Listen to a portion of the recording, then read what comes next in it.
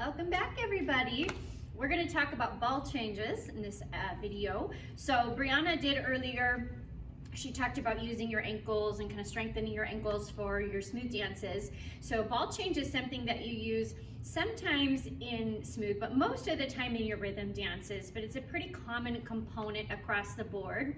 So one of the things that's important when we're talking about ball changes is that you start to try to get as much height on your heel as possible, as much distance between the bottom of your heel and the floor as you can.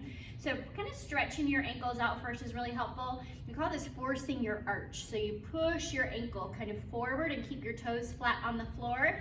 You should feel that pull a little bit in your calf muscle, but it also stretches out your ankle. So start by just stretching out those ankles, forcing that arch forward so that you get as much distance between the floor and your heel as is humanly possible.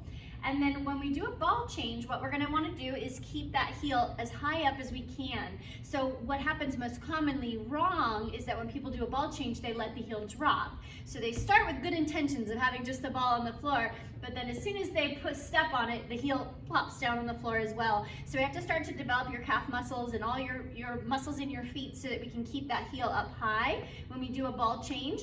So ball change is a partial weight transfer. We're not putting all of our weight over there and then switching back to this foot.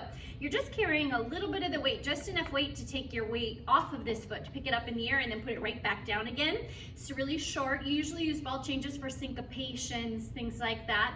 So to practice this at home, I got a couple ideas of props you could use. So you need something that's yay-ish big. We got a little emergency box here, goldfish. Yeah, depending on how flexible your arch is, you'll be able to get your heel to a different height than some people. So you want to find something that you can fit in underneath your heel comfortably. Yeah, so I can do this one sideways. I get a lot of practice on this. You could use your goldfish bag.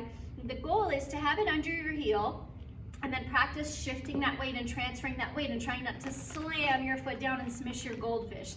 That would be a travesty, yeah? So we gotta make sure that we keep those goldfish safe. You're gonna do your ball change with the heel on top of it so that you get kind of that physical feedback when your heel is dropping. Because often you don't realize that your heel is dropping when it is, so people think they're keeping their heel up in the air, but it's coming down to the floor rather dramatically. And so this just helps make sure that without a teacher there to keep an eye on you, that you're keeping an eye on yourself and practicing this properly. So practicing just switching back and forth and then change feet. So put the other foot under there and just practice ball change, and try to keep that heel up off the floor.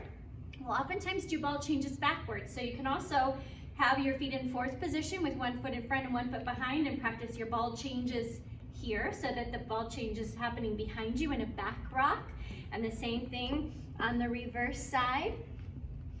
So that's another way that you can do it, but you can do it just next to the goldfish as well, so that you have just a regular ball change side to side, different foot positions, but the same basic concept of keeping that heel as high up in the air as possible. So it's a great way to practice those ball changes, and you can just use little things you have around your house to keep you honest so that your teachers don't have to be there checking on you. Thanks guys, have a great day.